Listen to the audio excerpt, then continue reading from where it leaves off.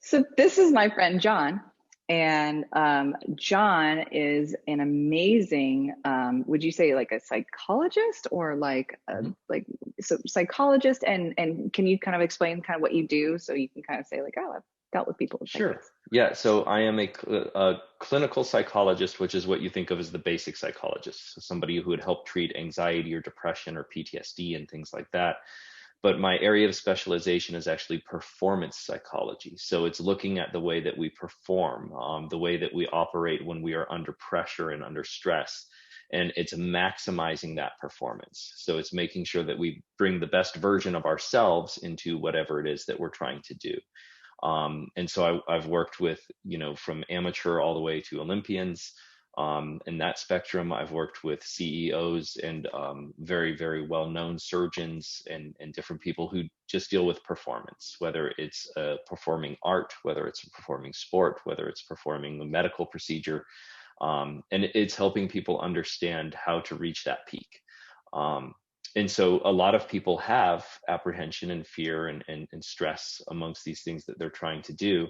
And if they had the tools, if all of us were naturally given the tools to perform at our best, it would be a very uninteresting world. That's And true. so overcoming these things is really a lot of what we like. So when we watch stories about athletes or watch stories about highly successful people, we actually like the ones where we see that they struggle with something in order to get better.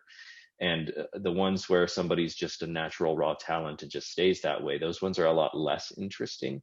And I would venture to say everybody, even the ones we think don't struggle with something. And it's just trying to get the right mindset and the right tools to allow you to move forward. And just like this conversation today, it's trying to get us to be comfortable in ourselves and allowing ourselves to bring the best self forward in order to execute whatever endeavor it is that we're looking to achieve. So what I hear you saying is like the people that you work with are trying to deal with like performance issues because they have high stress careers, right? It's not like you're dealing with like painters. It's like surgeons Uh, and people that like uh, life and death. But so yes and no. So I could okay. be working with, for example, I could be working with somebody who is in a very high stress martial art where they're getting hit in the face and they're doing these other things. And so Who was it? It obviously was that, like was it uh what's it called? Mike Tyson, where he's like, everybody has a plan until you get punched in the yes, face. yes, that was Mike Tyson. Okay. Yeah, very good. But I might be working with that person not about any of that stuff. What they're worried about is, well, I'm worried I might let my coach down.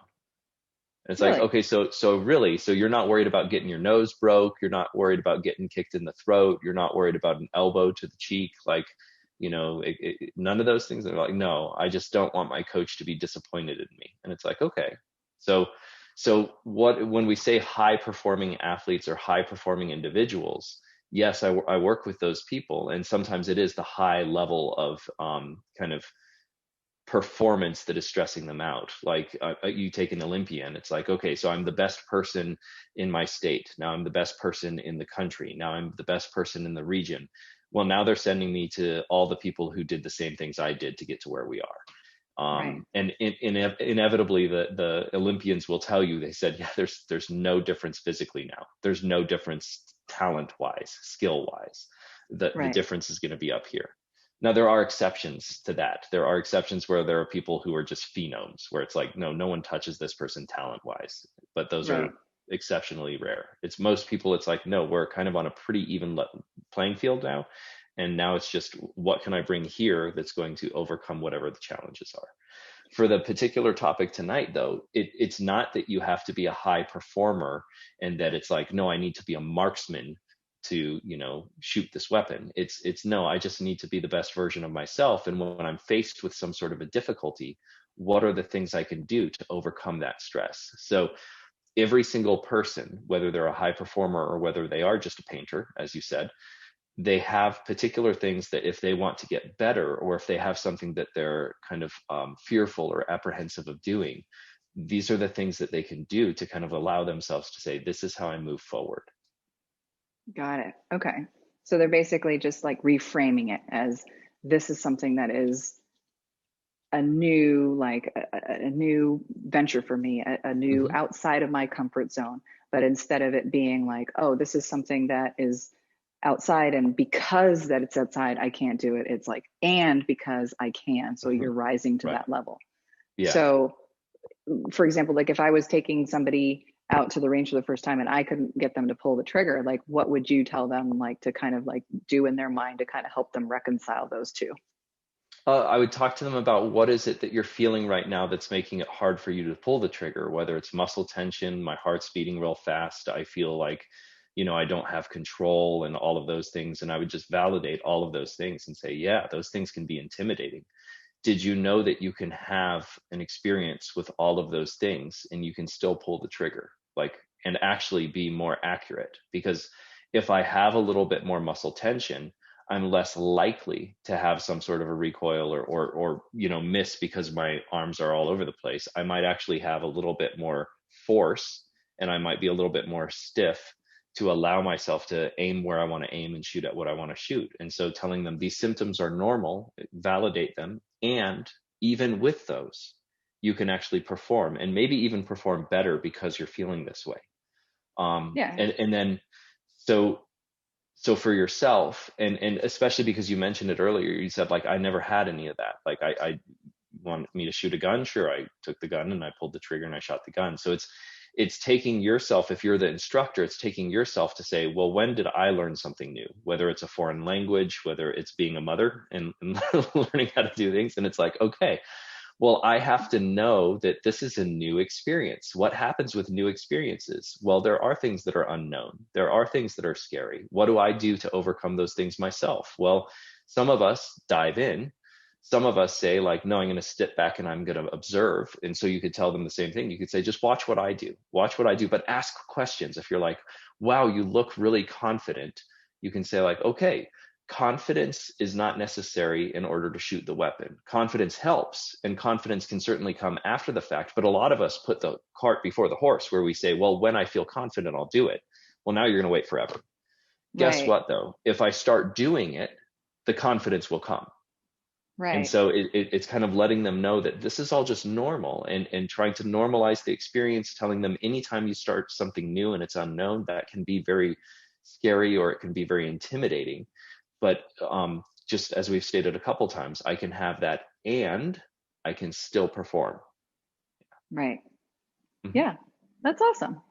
That's really cool. That's incredibly helpful because for me, like just being able to like frame it that way seems like I'm always trying to like encourage, like, it's fine, it's no big deal. But then for them internally, they're kind of still struggling with that. So that kind of helps. And Right. so hopefully anybody that Uh-huh. watches this could be like, oh my gosh, like I get it. Like I'm Yeah. making this like Uh-huh. this mutually exclusive thing where like I can't pull the trigger because of all these different reasons. But instead of saying, but just saying, and very Yeah. helpful. Right. And I really like the way that you just put that, because you put that like, hey, I'm telling them it's no big deal, but to them it is. And you can say like, yes, it is a big deal. And guess what? Even though it's a big deal, you can still do Yeah, absolutely. Like again, motherhood is like far harder than pulling the trigger. it. Uh-huh. Like I have never actually like drank and cried myself to sleep over shooting, but like my son, I have. So Uh-huh. terrible Uh-huh. decision. No, he's great. He's wonderful. But I Uh-huh. think all mothers at that point have been like, have I made a mistake? Hmm. Never really felt that about pulling a trigger. So uh, unless it's like at somebody, we'll see. Cool. Well, thank you, John. I really, really appreciate your perspective. That was incredibly Hmm. helpful. And I hope that it helps other women out there that are kind of like struggling with like, I really want to do this, but I don't know what like my head trash is about. Like, just, I can't pull the trigger. It's just really, really scary to me. So that's incredibly helpful. So Hmm. thank you. Any parting words from the great John Gassaway? I guess the only other thing I would say is just treat it like a common cold. This is what I tell people of everything, whether it's depression, anxiety, PTSD, performance, whatever it is. A common cold, if you have a common cold, you already do things for yourself. You say, okay, I'm going to hydrate, I'm going to get rest, I'm going to, make sure that I'm eating chicken noodle soup, whatever it's going to be. You already know these things. And so please, if you're struggling with something, first rely on yourself. then you say, okay, this isn't working. So for me, I call my mom. I'm like, hey, mom, this stuff isn't working, right? And even though I'm a full-grown adult and a doctor, I still call my mom and I'm like, this isn't working.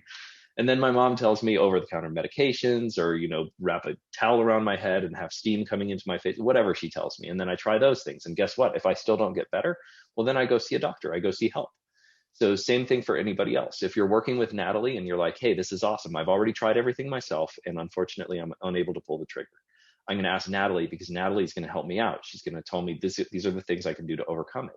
If you're still struggling, look for somebody who's a professional who can kind of work with you on an individual one-on-one level and just kind of be like, these are the things we're going to do. So those would be my parting words. And the stuff you can do for yourself: pick up books, read those books, look at websites, go to YouTube channels, whatever it is you want to do, but rely on yourself first, because that's what's going to give you the independent kind of way of working through things. And then as you continue to escalate and do those things, you'll get better and better. And the last, I just said the last thing, but now the last thing. Last. Okay. Right. So as you continue to progress and get better at these things, the way that you're challenging yourself and the way that you're saying, I will overcome this challenge, literally changes the way your brain works, and it makes it healthier, and it makes it more capable of overcoming other things. So if pulling the trigger is incredibly difficult, and then a year later, I have some horrible thing that I really need to deal with, and it's like, this is so difficult, I can think back to, well, remember how hard it was to pull the trigger, and that helps. So pulling the trigger is not just, now I can be a marksman. Pulling the trigger and overcoming that is making you a better person and more capable of overcoming other challenges. Yeah, And absolutely. That would be my parting words. Yeah. I love that. Like, I love the empowerment of it. Just knowing, like, I am capable, I can do this. Mm-hmm. I can protect myself, I can overcome these obstacles, and I can do other things in the future, which is like really exciting. So thank you so much, John. I really appreciate it. I'm sure you have your wife and kids to get back to. So thank you for taking the time to help us. You're so welcome. And I will talk to you later. Thanks. Okay, sounds good. Bye. Have a good night.